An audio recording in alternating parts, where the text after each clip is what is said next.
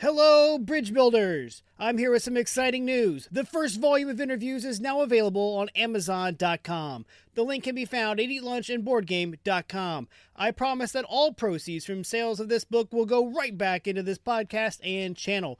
Whether that is new and better audio equipment for the podcast, or video equipment for the YouTube channel, or even more games to review, the money will not be wasted. Click over to Amazon and get your copy of Eat Lunch and Board Game, the first course today.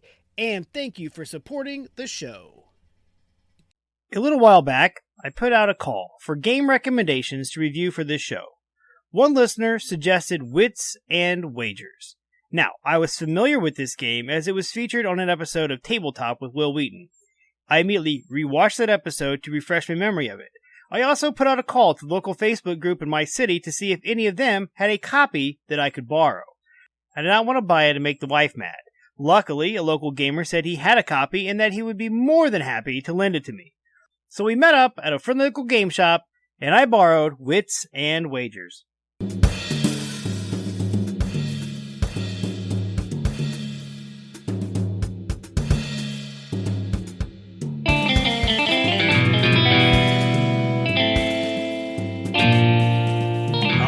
Welcome back to Lunch and Board Game. I'm your host, Adam Collins. Let's take a look at the rule clarity for Wits and Wagers. The edition that I borrowed and played was from at least 2007, because that was the year of most of the studies for the questions. This was different, though, from the version that Will Wheaton and his friends had played on Tabletop. Anyway, the rules are quite clear and straightforward. Time to explain to newcomers.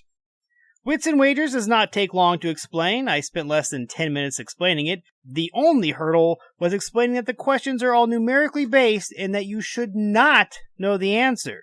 So don't feel bad about it. That is the purpose of them. Why? Gameplay. Wits and Wagers is a game of guessing at obscure numerical answers. Not knowing the answer is half the fun. To set up, start off by laying the betting cloth in the center of the table. Hand each gambler/player a dry erase marker, dry erase board, and color-matching wagered chips. Shuffle the question cards, and you are ready to play. Pick a player to be the question reader. That lucky player reads question 1 off the top card. Like I said, there is a very good chance that you will not know the answer, and that is okay.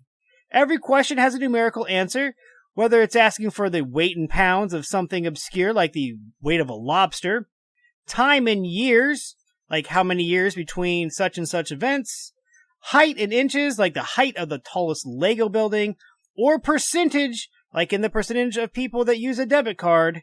Each player will write their best guess on their whiteboard. Once every player has written their response, each answer is then revealed. Now, each answer is arranged from lowest to highest, and you place the middle guess on the 2-to-1 space in the middle of the betting cloth, and then each of the higher and lower on each side respectively. If there happens to be an exact tie, which does happen, place those answer boards on the same spot on the cloth and treat them as one guess. This could mean that there is no middle answer, therefore the 2-to-1 space will be empty. You will notice that the further an answer is from the median, the more it pays out. All the way to the left is the 6-to-1 payout spot, the smaller than the smallest guess spot. Think of this space as the $1 Bob from The Price is Right. The betting phase now begins.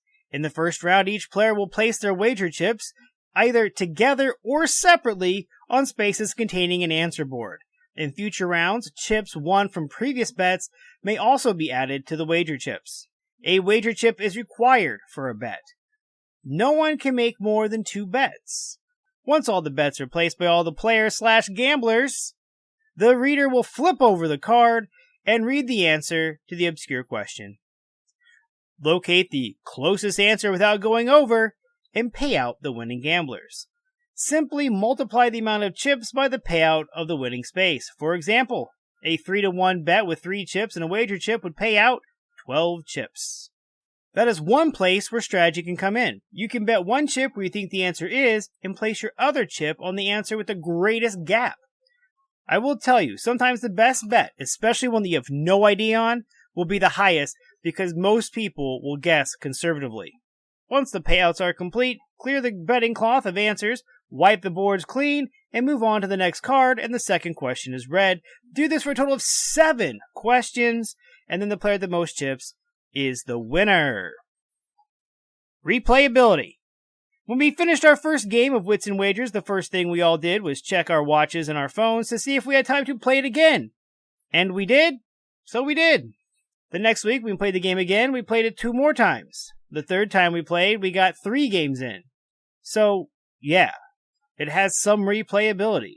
There are 125 question cards with 7 questions each. Components. Like I said, I have the original game. It includes a very nice betting cloth. The poker chips are your typical cheap plastic ones. The whiteboards and markers are fine. The wager chips are a nice chipboard. The question cards are a little on the weak side. They could bend easily, but with adults playing this game, it should not be that big of a concern. Lunchtime potential. I think I've already covered this, but Wits and Wagers plays in about 20 minutes or less. It all depends on if you have players that are afflicted with the analysis paralysis. If anyone overthinks their answer, overthinks their betting, the game could drag to maybe 30 minutes.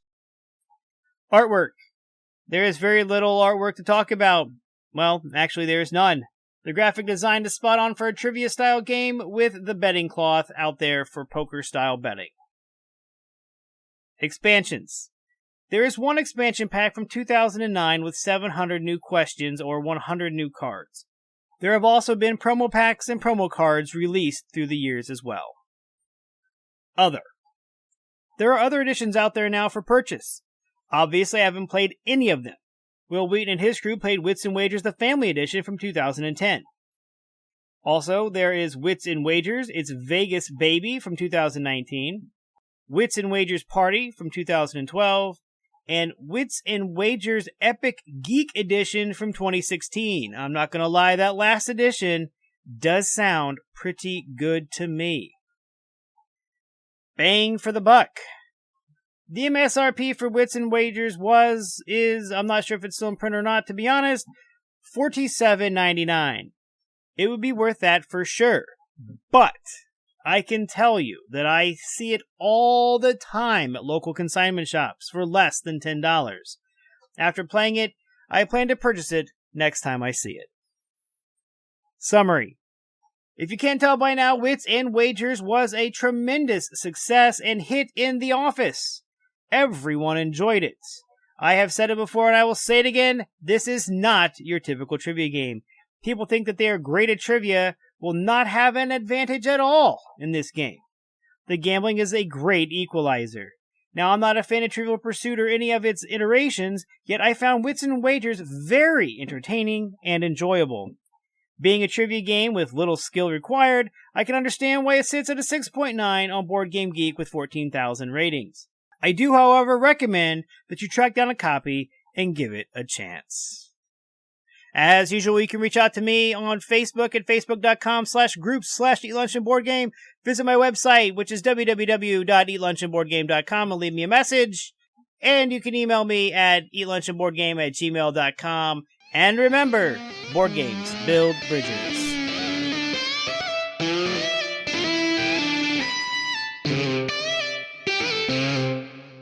When you're gaming, why not be comfy? Go over to supportplayer.org. Click on the cards, pieces, and dice to get some merch. These t-shirts are some of the most comfortable I have ever worn. That's supportplayer.org, and there's a link on eatlunchandboardgame.com.